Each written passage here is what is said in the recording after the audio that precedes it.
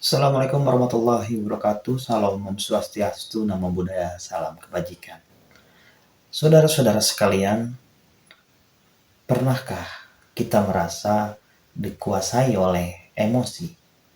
Pernahkah kita dalam kemarahan berkata sesuatu yang akhirnya kita sesali? Atau dalam kesedihan merasa dunia seakan runtuh? Sejak ribuan tahun lalu manusia selalu bergumul dengan pertanyaan-pertanyaan ini. Apakah kita mengendalikan emosi atau emosi yang mengendalikan diri kita? Hari ini kita akan membahas bagaimana menjadi tuan bagi emosi kita sendiri dengan belajar dari para filsuf dan pemikir besar dunia. Plato dalam karyanya Republik membagi jiwa manusia ke dalam 3 bagian. Yang pertama, logistikon atau akal. Kemudian yang kedua, ada timos atau semangat. Dan yang ketiga, epitimia atau nafsu. Bagi Plato, pengendalian emosi adalah harmoni antara ketiga elemen ini. Akal harus menjadi pengendali semangat, memberikan keberanian, dan nafsu harus dikendalikan agar tidak menjerumuskan kita. Ini berarti setiap kali emosi kita meledak-ledak, tanyakan, apakah ini adalah bentuk keseimbangan jiwa atau hanya hasrat sesaat yang merusak? Kawan-kawan sekalian, saudara-saudaraku, kita bisa belajar dari kaum Stoik.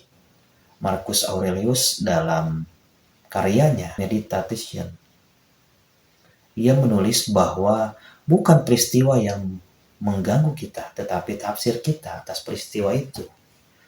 Emosi negatif seringkali muncul bukan karena sesuatu yang nyata, tetapi karena cara kita memaknainya. Misalnya, jika seseorang mengkritik kita, kita marah atau sedih, tetapi sebenarnya yang melukai kita bukanlah kritik itu sendiri, melainkan cara kita menafsirkan sebagai ancaman terhadap harga diri. Nah, stoicisme mengajarkan kita bahwa memiliki kendali atas cara kita dalam merespon dunia.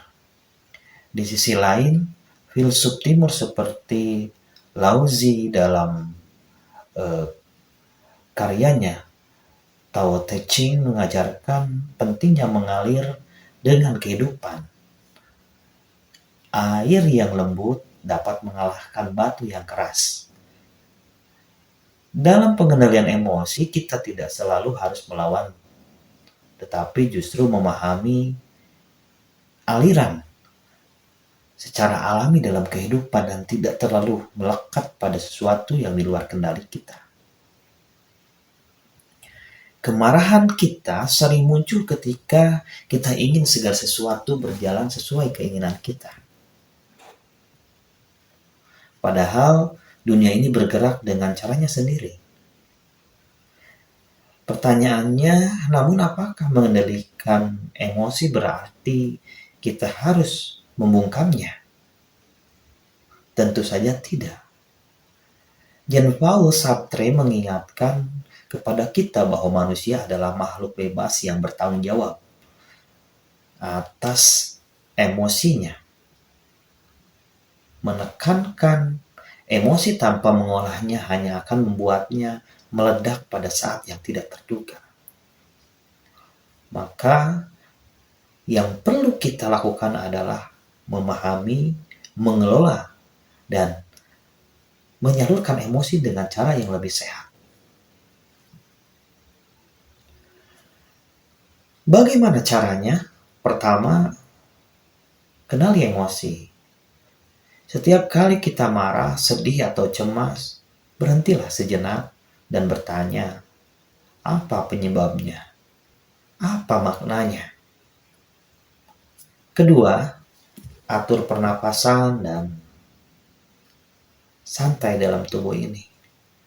Filsuf Buddhis mengajarkan bahwa pernapasan adalah jembatan antara pikiran dan tubuh kita. Ketika kita marah, Cobalah menarik napas yang panjang, rasakan aliran udaranya dan biarkan ketenangan masuk ke dalam diri kita. Yang ketiga, ubah sudut pandang kita. Jika seseorang menyakiti kita, lihatlah bukan hanya kepada luka yang dirasa, tetapi sebagai pelajaran untuk memahami diri sendiri dan orang lain.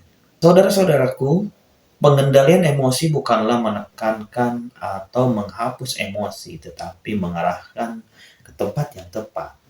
Filsuf Stoik, Plato, Lauji, hingga Sartre memberikan kita cara untuk memahami dan mengelola emosi kita, bukan agar kita menjadi robot tanpa perasaan, tetapi agar kita menjadi manusia yang lebih bijaksana dan sadar.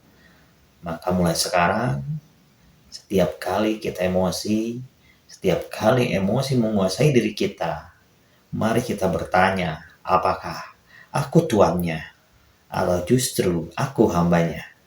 Dengan begitu, kita semakin dekat menjadi pribadi yang lebih tenang dan berdaya dalam menghadapi kehidupan. Terima kasih, saudara-saudaraku, dan semoga kita semakin bijaksana dan menjalani kehidupan ini. Jika video ini bermanfaat, bisa like, comment, dan share. Sampai jumpa di video berikutnya.